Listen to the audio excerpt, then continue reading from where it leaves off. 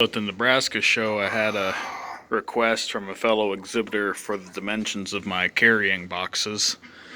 So I'm going to run through that real quick here.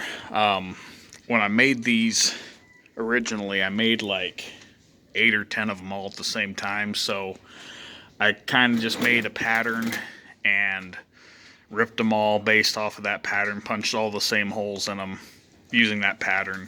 Since then, there's a few things I would have probably changed, and I'll go into that. So your front panel, your bottom panel, and your back panel are all 40 inches wide, and they are 20 inches tall. The side panels are 20 by 20, and I put the handles about 7 inches down from the top center. I didn't measure how far apart the holes were for the rope, but I just kind of stuck my hand in there and eyeballed it on the pattern. The vent area across the front and back is about 3 inches down from the top and 2 inches wide, and it's about 3 inches in from the side on either side. And I just cut that completely open. Now I've got 1, 2, 3, 4, 5, 6 zip ties holding these at the corners. I honestly think you could probably get away with doing 4.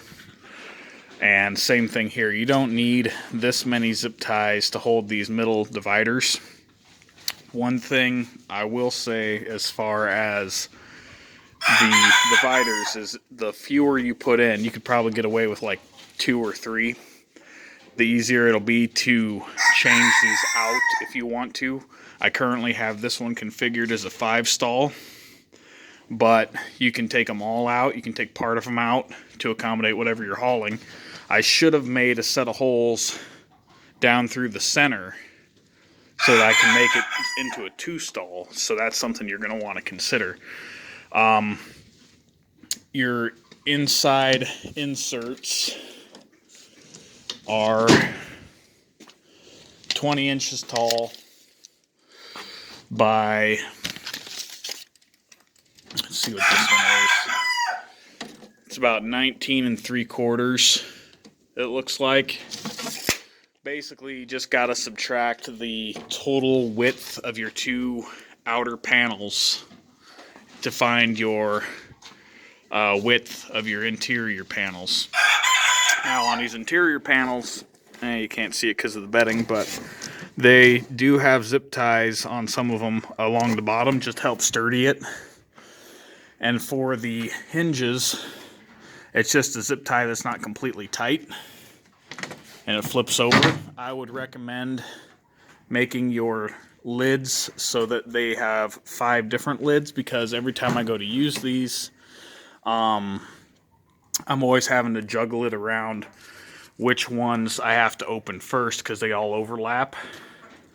So I wouldn't make them so that they overlap, and I would make them so that there's 5 individual openings. The reason I made it 20 inches tall is because that's brings the top of your cage here to the top of your truck bed, so you don't have direct wind on your birds. And the reason I put the wire on both sides is so that when you have multiples stacked in a row, the air will circulate through everything. The rope is just knotted on the inside, so it can go like that and get snug up against the thing if you're trying to stick more than one into a particular spot. And that's really all there is to it. This was wood that came on shipping pallets at a friend's job. It's, what is that, like, I got my tape measure, we'll find out. Like an 1/8 inch thick.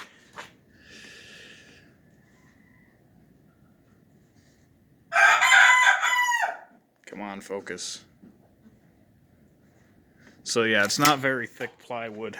I would not go wider than 40 inches because that's about all that I want to span my arms with when this thing's fully loaded.